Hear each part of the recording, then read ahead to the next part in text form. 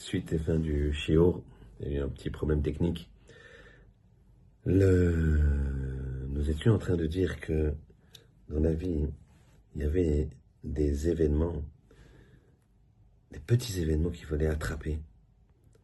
Et de la même façon que Yosef, il n'a pas ouvert les yeux pour voir Madame Potiphar. Il n'a pas voulu avoir donner la moindre chance au Yetzer Hara. De la même façon, il faut attraper les mitzvot positives. Dès qu'on voit quelque chose qu'on puisse faire, et bien qu'on le fasse pour servir Hachem et pour grandir. L'histoire est la suivante, c'est deux amis qui ont grandi ensemble. En Russie, ils sont partis aux États-Unis fonder une famille. Ils ont fondé une famille, mais ça a été très très dur parce qu'ils étaient obligés de travailler Shabbat.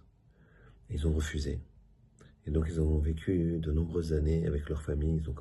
Les enfants ont grandi dans une très grande pauvreté où ils avaient des jobs vraiment les plus difficiles à faire que personne ne voulait parce que eux, comme ils travaillaient pas Shabbat, et ben on leur donnait ce type de travaux mal payés et très difficiles. Finalement, il y a, on va dire, Shimon et Lévi, les enfants de Shimon, ils ont continué à faire Shabbat quand ils ont grandi, quand ils se sont mariés. Mais pas les enfants de Lévi. Alors, ils ont été voir leur Rav depuis toujours, en leur demandant qu'est-ce qui se passe ici, pourquoi les enfants de Shimon, ils continuent à faire Shabbat, les enfants de Lévi, ils ne font plus Shabbat. Bien, le Rav, il a dit, je vais vous expliquer pourquoi. Parce que dans la famille de Shimon, quand le Shabbat était là, il n'y avait pas grand-chose à manger. Et ben, Shimon, il chantait. Il disait, regardez, il n'y a pas grand-chose à manger, mais ça, ce qu'on offre à Hachem, c'est nos chansons. C'est le Shabbat qu'on lui offre. Nous, on est heureux de faire Shabbat. La pauvreté ne nous empêchera pas de faire Shabbat. Et il chantait et il dansait. Dans la famille de Lévi, il y avait une amertume. C'est très difficile de faire Shabbat.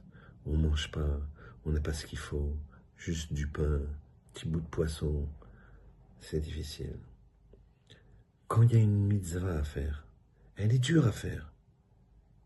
Mais il y a une petite porte qui s'appelle la simcha, la joie. Faut la prendre. Faut pas la fermer.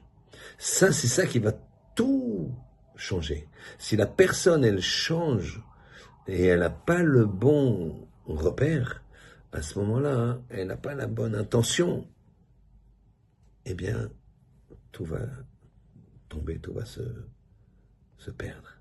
C'est pour ça que dans l'histoire de Yosef, il n'a pas ouvert une seule fois les yeux pour voir Madame Potiphar. Il ne voulait pas laisser entrer le moindre doute de pouvoir se faire séduire. Alors qu'Hachem y fasse que, à l'instar de Yosef, on fasse très très attention à nos yeux. Très attention à l'instar le contraire de Elisha ben Abouya qu'on a vu.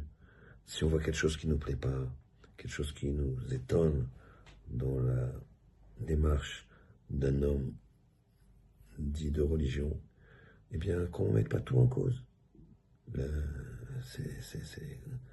Au contraire, qu'on apprenne à fermer les yeux. Autant il faut les ouvrir pour attraper une mitzvah, pour être heureux de faire Shabbat, pour danser et chanter le jour du Shabbat. Eh bien, autant il faut fermer les yeux pour ne pas laisser le Yetzer Hara nous tourner la tête. Qu'Hachem y fasse que, à l'instar de Yosef, qui était le digne fils, la descendance de Yaakov, comme on a dit au début du shiur, eh bien, qu'on puisse nous être les dignes enfants de nos parents qui nous ont montré le chemin de la Torah, des mitzvot et des maasim tovim. Shabbat shalom.